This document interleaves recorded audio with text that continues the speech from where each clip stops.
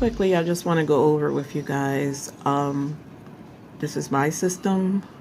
Doesn't necessarily mean it would work for someone else's home, but it works for me. It's a system I've had in place for a few years now, and I am not about to change it anytime soon because it's so effective for us. So what I basically do is I create a freezer inventory sheet, and basically I write down and take accountability for everything we have in our freezers, both the chest freezer and the upright that's attached to the refrigerator. And this helps me when I'm doing meal plans, so I don't have to keep getting up, running to the kitchen. It helps me when I am preparing my next shopping trip and placing an order. And this is just my little notebook that I keep, and I take account of everything that we have here in the house. So really quickly, you see where it's labeled freezer inventory. And so right here, I just put 1/ and it shows that's how many we have in the house. So for cube steak, we have 1 pack left. For butter steak, there's 1 pack. For Philly cheesesteak, we have 2. Meatballs, we have 1 large bag. For fish sticks and so on, Salisbury steaks, the lunch meat and turkey, ravioli, mixed vegetables, hot pocket, french fries, shrimp, mozzarella sticks, bacon, burgers, and ground beef. There's a few more things that I need to add because this is the inventory list that I'm doing for what's currently in there, and I just have to add like the pizza rolls and things like that at the bottom. I stopped it because I wanted to come and record this for you guys. So whenever we use something, which I took cube steak out for tomorrow's meal, so what I do is I go ahead and cross that off because that lets me know that we don't have any more of that.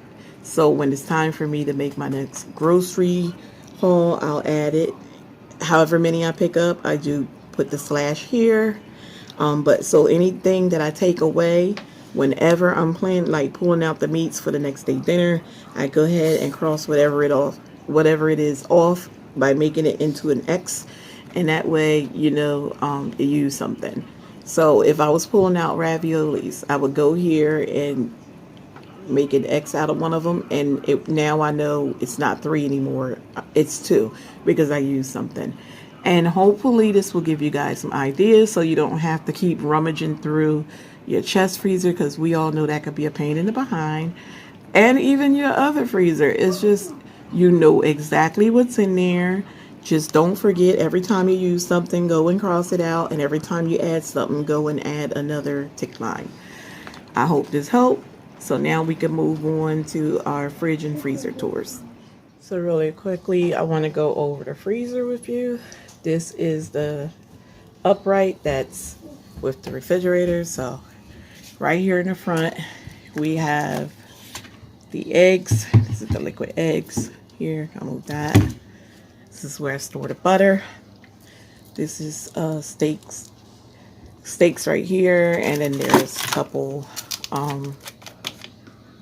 packs of bacon. We already have one in the fridge that I showed you that we're working on. Let's put these back. I like everything put right back.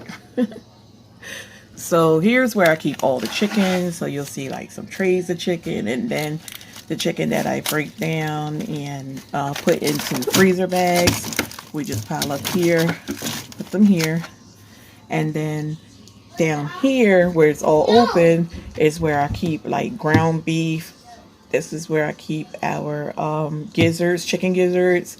This is where I keep steak, different pork chops. So I normally line those up across the bottom. Like here is the last week. This is how I get the big trays of ground beef at Sam's, and then I cut them down and individually wrap them. And you can see there's another one back there. So I just line them up here, and there's a another container like this that slides in, and I just pull my meats out as I need them, take what I want, and slide it back in. So I'll just show you with this basket here. I'll pull this out and show you what I mean. Hard trying to hold the phone, the camera. So these are anything that we're working on. You know what? Let me take it out and put it here. Might be easier. Okay. Whew. So in this basket is anything that we have open we're working on. I think I showed you guys this trick before. We buy these little clothespins from the Dollar Tree, and it's how we seal like potato chip bags and things like that in a cheap way. Instead of buying those baggy things, serve the same purpose. So this is like fruits for smoothies that we're working on. So here we go. You'll have like French fries that we're working on that I and like these hash brown potatoes, some more fries, any vegetables, anything that's open that we're working on, we stick in here. So here's a few burger patties left here, and then here's some sugar snap peas. So we know to go up here first and check for anything that may be opened before we go into the larger chest freezer and start opening things. But let me slide that back in. So easy, just like the red bins you see in the pantry with the rice and the noodles, we do the same thing. Pull the whole thing out, bring it over, get what we need, and slide it right back in on the shelf. I'm telling you guys, Dollar Tree work wonders when it comes to the organization. So we normally keep our ice cream here on the drawer. Drawer. So this is the butter pecan we're working on. This is still brand new vanilla. We haven't opened that yet because we're still working on the kids vanilla here. But here are like some egg rolls. They're not open yet. We gotta finish that box. Again, ice cream for the kiddos. This is a couple of their water ice they have left. This is where I keep like frozen alcoholic drinks. Hubby keep me stocked up with those things. And then here's like my keto ice cream that I use. And then back here is just like some spinach raviolis. That's for me also. So yeah, just to give you an idea of how I organize the refrigerator and freezer. And so hubby and myself know where, like what areas to go to for everything.